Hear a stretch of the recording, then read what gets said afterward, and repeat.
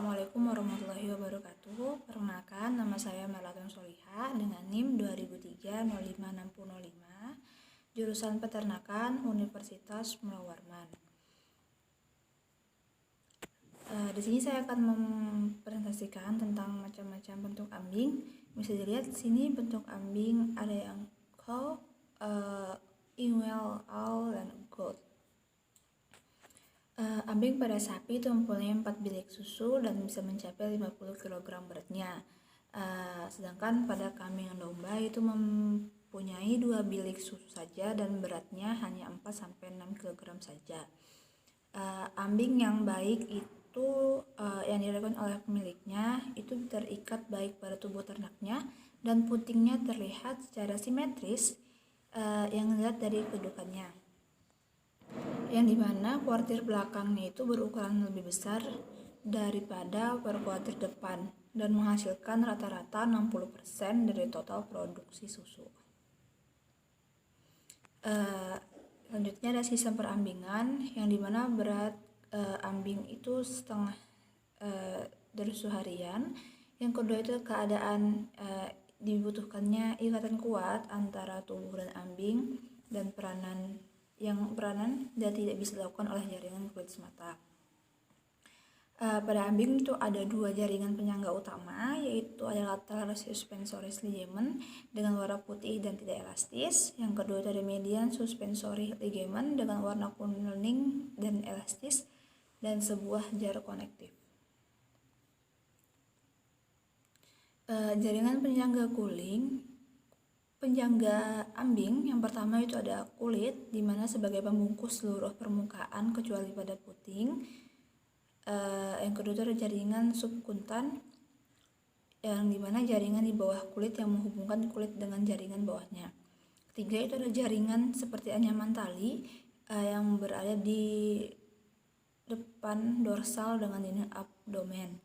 Keempat itu ada ligamentum suspensorium literalis atau lapisan luar, itu terdapat di arah bawah dan depan yang mengkait pangkal dalam pertengahan ambing belakang ke depan. Selanjutnya ada ligamentum suspensorius lateralis atau lapisan dalam, ya itu dari atas ambing yang berkembang ke bawah dengan membungkus ambing. Yang keenam itu ada tendon subpelvis, yaitu bertaut pada permukaan ventral os pelvis. Yang ketujuh itu ada ligamentum suspensorium medialis, yaitu 2 lembar jaringan elastis dari dinding abdomen melekat bagian tengah ambing. Lateral suspensory ligament terdiri dari 2 struktur yang dimana keduanya muncul dari bagian pelvis sebagai bagian dari komponen urat. Bagian permukaan lateral suspensory ligament ini menampakkan di atas permukaan ambing pas di bawah kulit, akan tapi juga dalam gantungan. Pada median suspensory ligament muncul dari jaringan konektif dari dinding perut. Jaringan ini masuk ke ambing dalam bentuk lapisan tipis yang mengarah ke samping dan kelintang sehingga membagi bilik ambing kiri dan kanan. Nah, ini bagian dalam dari ambing. Selanjutnya itu ada jaringan sekresi yang tersebar di seluruh kelenjar ambing dalam bentuk kantong yang tidak teratur yang disebut dengan alveoli atau jamak dari alveolus. Dinding dari alveolus ini terdiri dari satu lapisan sel sekresi dengan sel kontraksi atau yang melingkupi di luar. Nah, alveolus sendiri berlanjut ke ductus dan terus ke ductus yang lebih besar dan berlanjut lagi ke ductus pengumpulan. Biasanya 8-12 koleksi ductus berkumpul menjadi kelenjar besar dan bagian bawah kelenjar sekresi sebelum puting. Selanjutnya itu ada komponen terkecil jaringan sekretorik dalam kelenjar susu, ada alveolus yang berbentuk seperti bola dan dindingnya terdiri dari satu lapisan sel epitel atau sel sekretorik. Bagian luarnya terbungkus oleh membran basal atau membrana propria, yang di tengahnya ada rongga atau lumen alveolus, di mana ditampung sementara hasil sintetis komponen susu yang disekresikan oleh sel epitel. Diagram penampang sebuah alveolus Yang pertama itu ada berbentuk seperti bola dan dindingnya terdiri dari satu lapisan sel epitel yang menempel pada bagian membran basalis, di mana ada rongga tempat mencurahkan sekresi komponen susu. Nah, sel epitel sendiri dibatasi dengan membran sel di bagian dalam yang terdapat sitoplasma. Di dalam sitoplasma sel epitel yang terdapat organel, nah seperti nukleus, nukleolus, mikrotia, dan ribosom. Mitokondria.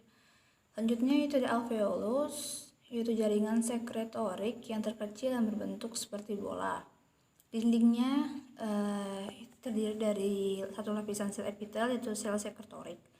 Nah, membran propria itu di tengah ada rongga yang dimana ditampung sementara hasil sintetisnya komponen susu yang disekresikan oleh sel epitel. Pada bagian luar yaitu membran propria menempel sel epitel. Bila ada oktosin akan kontraksi yang berfungsi memerah susu keluar melalui ductus intercalaris.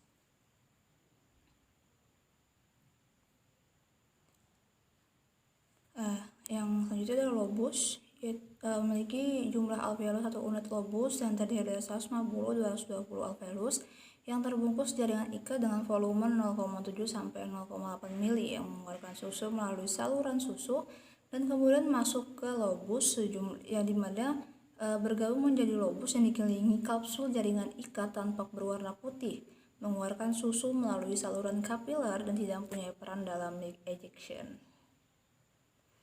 Saluran susu yang pertama itu saluran kapiler, saluran induk, sinus lactoferus atau Glenn-Kister dan Tim-Kister stick canal, yang dimana sistem saluran dan Glenn-Kister ini membawa susu dari sel-sel sekretorik menuju puting untuk diperah.